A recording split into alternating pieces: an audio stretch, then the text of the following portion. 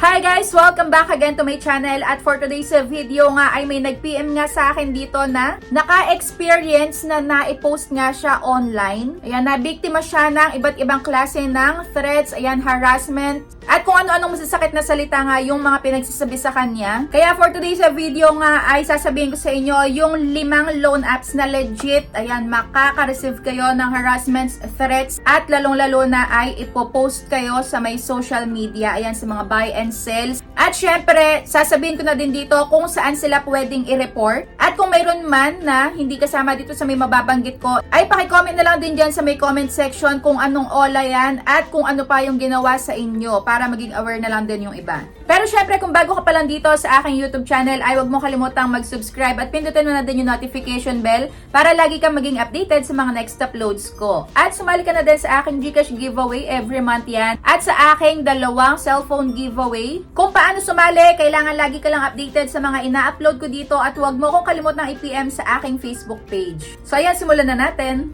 Unang-una na nga sa may listahan natin ay ang Pinoy Peso. At eto nga yung piniem sa akin sa aking Facebook page. So sabi niya dito is, "Ma'am, patulong po, hinaharas po ako ng Pinoy Peso." Ayan, ilang araw na po, muntik na po ako, ayan. Dahil po sa pangaharas nila. So di rin makakain, buntis pa naman ako. Ano po ang kailangan kong gawin? Ayan, eto nakakalungkot. Buntis pa naman siya, sobra siyang nai-stress dahil dito sa may Pinoy Peso na to. So kayo, kung na-experience nyo na din mangutang sa may Pinoy Peso, ay i-comment nyo na din dyan sa may comment section kung ano pa yung na-experience nyo sa kanila. At eto pa yung na-reply niya, ayan, dinamay po nila yung pamilya ko sobra.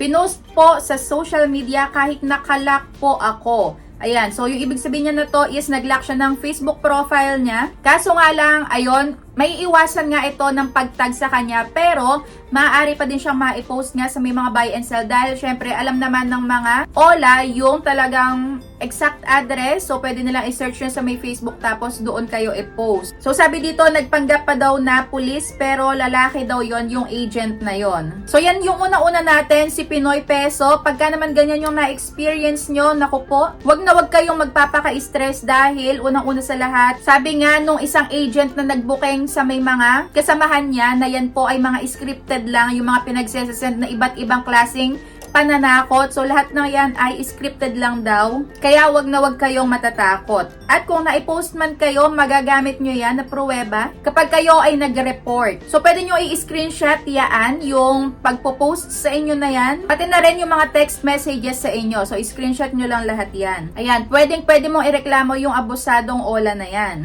So syempre, bago kayo i-post nyan, maaaring kontakin nila yung nasa may references mo at pati na rin nga yung hindi mo inilagay na contact references. So pagka ganyan, so base kay Attorney Shell Jokno, iyan daw po ay krimen sa may Data Privacy Act. At dito nyo daw po sila pwedeng ireklamo. Ayan, sa may National Privacy Commission. At kung nagkakalat man daw ng paninira sa may reputasyon mo online, ay krimen naman yan ng cyber libel. At kung nagte-text man daw at nagbabanta na sasaktan kayo or kung ano pa yung mga gagawin sa inyo, ay krimen ng grave threats yan.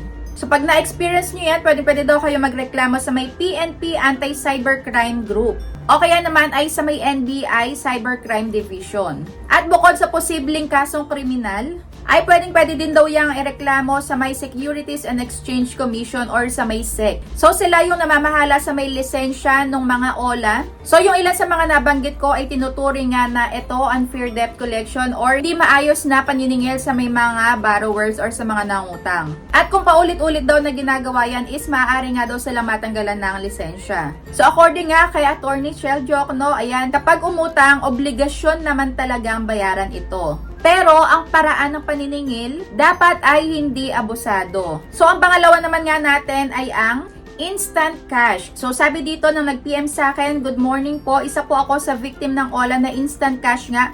3,000 daw yung ine-loan niya pero 1,770 lang yung natanggap niya." So ayan, napakalaki ng kaltas, 1,000 mahigit. Ayan, bastos daw yung mga agent. So ayun, pinost nila ako sa Facebook. Pati tinawagan yung mga contact ko sa may phone book kahit hindi sila yung sa reference ko. So, i-report rin daw ako sa barangay. Kagaya na sinabi ko sa inyo kanina, pwede nyo i-report yung mga ganyang klase ng pangaharas or yung mga pananakot na yan. At eto na nga yung sample ng text message kung saan itinext nga yung nandun sa may reference. So dito nakalagay yung full name nung nangutang, yung address, saka yung ID card number. Grabe to. Tapos sabi niya dito, ikaw ay isa sa reference niya sa kanyang utang. So dahil sa patuloy na hindi pagbabayad, mapipilitan na kaming mag-proceed sa aming collection procedure. So asahan mo makatanggap ng mensahe sa iyong Facebook account. So ayan, 'di ba? Chinachat nila talaga legit pati yung mga nasa my reference mo. At hindi din malayo na kontakin din pati yung wala sa contact references mo basta nakasave sa may phone book mo. At eto pa nga, ginawan siya ng Facebook group. So ayan, grabe yung ginawa dito. Kasama yung picture niya, yung full name niya, yung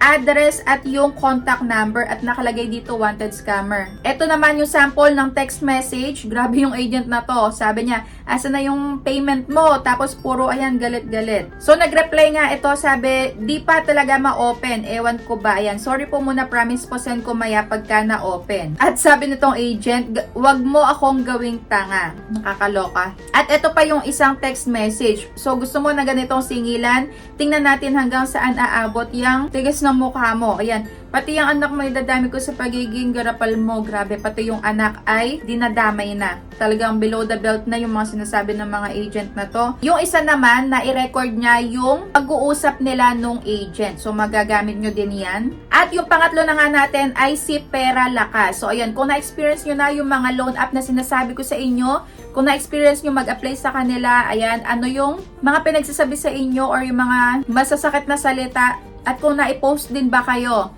ayan, i-comment nyo na lang din dyan sa may comment section. So dito sabi niya, hello po ma'am, paano po i-report si Pera Lakas? Ayan, kasi grabe po ang pangaharas. Hindi pa daw niya due date, pero sinasabi na overdue na daw siya at scammer daw. Pati sa contact references ko, minessage na scammer po ako. So mga ganitong company, sana naman ay maipasara na. So sana nga po, ayan, i-report nyo lang doon sa may mga sinabi ko sa inyo kanina. Dahil talagang hindi makatarungan yung mga ginagawa nitong mga agent na to. At yung pang-apat naman ay 24 peso. So, ang sabi dito is, ayan, talagang na-post daw siya sa may social media. So, dito, ngayon pa lang yung due date niya, pero wala pang due date ay talagang hinaharas na siya at kung ano na yung mga pinagsasabi sa kanya. At ang sabi pa nga dito nung agent sa kanya ay, ayan, magnanakaw din ba yung magulang mo at kinalakihan mo na din ng magnakaw? Magbayad ka naman ng utang mo. So, ayan, pinagmumura siya. At pati daw yung mga nasa phone book ay bababuy. Ano ba yan? Grabe.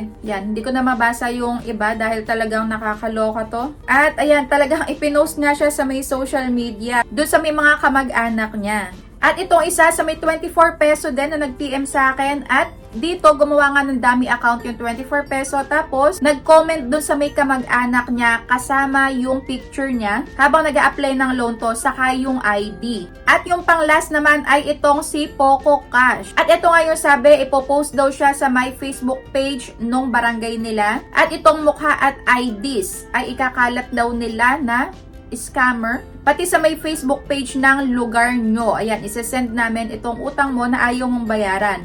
Pati mga relatives mo ay sisingilin ko. Lahat ng Facebook friend mo, sisingilin din daw at yung sila daw ang pagbabayarin dun sa may utang. So, yun yung 5 loan app. Pagka meron pa akong hindi nabanggit, ay i-comment nyo na lang din dyan sa may comment section para maging aware nga din yung iba. So, yun lang for today's video. Pwede nyong i-report yung mga ganyang klase ng mga abusado. Pero tayo is obligasyon nga naman talaga nating bayaran kung ano yung nautang natin sa kanila. Ayun, wag na wag nating takbuhan. Lalo na kung magandang ola naman yung na-applyan natin at na-approve tayo doon. So, kagaya na sinasabi ko sa inyo, tuwing magre-review ako, lagi nyo basahin yung loan details saka yung exact na due date. Pagka hindi suwak sa inyo, pagka hindi nyo kayang bayaran sa may date na yon ay huwag nyo nang ituloy yung paglo-loan sa kanila. Dahil marami pa naman dyan talagang legit na loan app na maaasahan at pangmatagalan. So, ayan lang. Thank you for watching!